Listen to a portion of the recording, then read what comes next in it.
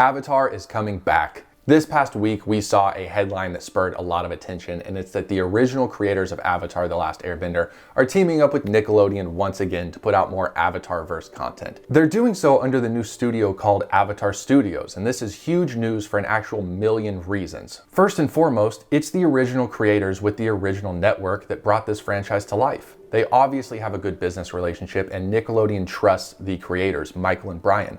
And trust in that relationship is maybe the single most important thing to new great content being created, because that didn't exist at Netflix. If you don't know, Netflix is creating a live action version of Avatar: The Last Airbender, meaning real actors, real sets, all of that, not animated. And the creators, Michael and Bryan, were a part of that remake until a few months ago when they parted ways, citing creative differences. And we don't know exactly what they disagreed on. It could be anything really. But we do know for sure that it means Netflix is trying to change details of the original show for whatever reason. Like this most recent report that says Netflix is going to switch the ages of Sokka and Katara. Why is that needed? I mean, short answer, it's not, but long answer is they're trying to write background to character development that requires Katara to be older, which means they're changing fundamentals of the show's story, which is not what any actual fan wants. I can imagine why Bryan and Michael didn't want to be a part of this show that might very well end up being M. Night Shyamalan level bad.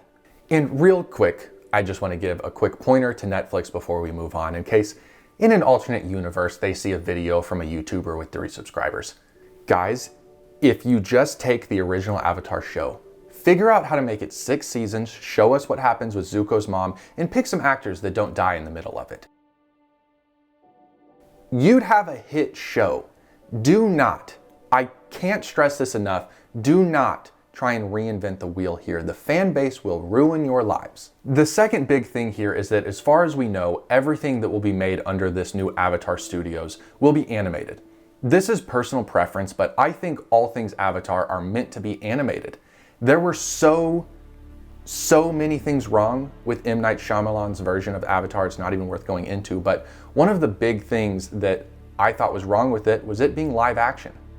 I'm all for live action adaptations, but I fundamentally believe that sometimes they just can't translate well depending on what's being shot. Like Dragon Ball Z.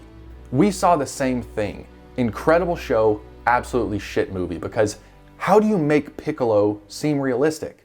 Or a Kamehameha, it's like somehow more believable as an animated piece. And I think Avatar, with all the fighting, elemental bending, creatures created, temples, spirits, all of it, is just probably better overall as an animated series. The third thing that really pops out is the new business arrangement. They created Avatar Studios. Studios, as in a business entity designed for the production of this one brand. You don't do that if you only intend to put 1 or 2 pieces of content out. Lucasfilms didn't exist to make one Star Wars movie, so if you're creating that, you do so with the intentions to get your money's worth. Can that be a bad thing? Sure, by trying to put out too much content and not having the production value that the audience would like. But it also gives the ability to expand the Avatar-verse with multiple timelines through multiple shows and movies. Personally, I'm hoping to God that that means going back towards Aang's timeline and maybe even further back and letting go of this whole Korra thing, but at this point they've only formally announced a theatrical movie that will come out, and we don't even know what that will be about. Production will start later this year, but the quote from the press release states that they are excited about the myriad of ways they can now create Avatar content, which is great for us fans.